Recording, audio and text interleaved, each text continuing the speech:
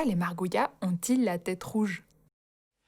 Dans un lointain village vivaient deux malingres margouillas malmenés par la soif et la faim. C'étaient Agama et Agama, deux lézards entièrement bleus de la tête à la queue. Il arriva par un malheureux hasard que les deux lézards se retrouvèrent à convoiter un jour la même carcasse d'une grosse mouche verte. Il ne restait presque plus rien de bon à tirer de ce squelette gluant, piétiné au sol, et pourtant aucun des deux reptiles ne voulait céder à l'autre la bestiole. Alors ils en vinrent aux mains.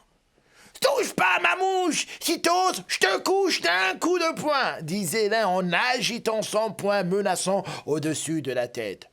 « N'importe quoi !» répondait l'autre qui, sans se contenter des menaces, assénait déjà des grands coups de queue dans le flanc de son adversaire qui hurlait de douleur. Les deux lézards se rendaient coup pour coup. Baba Yaga Gogo, la tortue, tenta de s'interposer, mais sans succès. Elle sollicita alors l'aide d'un puissant python qui bronzait là, deux pas de là, et de Matouak la hyène, puis même celle d'une antilope philosophe désintéressée par le débat.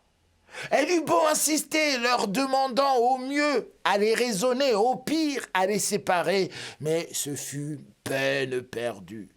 « Mes amis, il nous faut arrêter cette bagarre pour éviter le pire !» criait-elle au python, à la hyène et à l'antilope. Mais ils se moquèrent tous d'elle en lui répondant par ces termes narquois. « Ma pauvre petite bossue, laisse-les donc se battre, ces deux margouillas.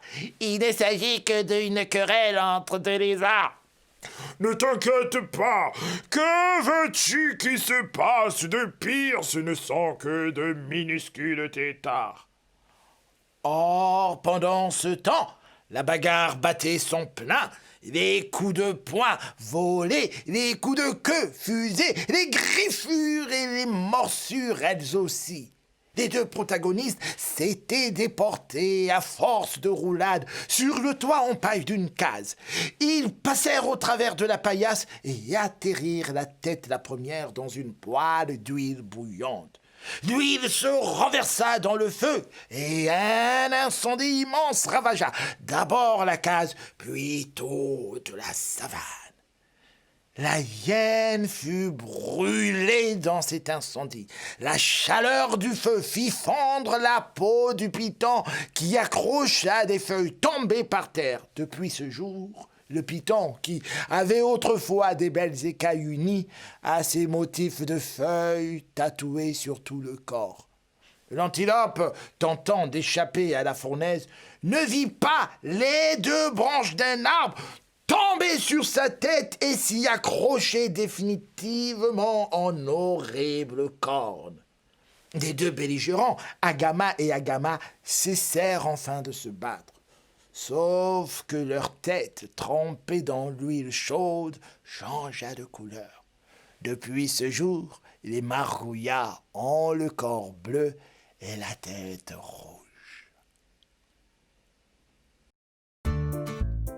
Celui qui t'empêche de te battre, donne-lui une récompense.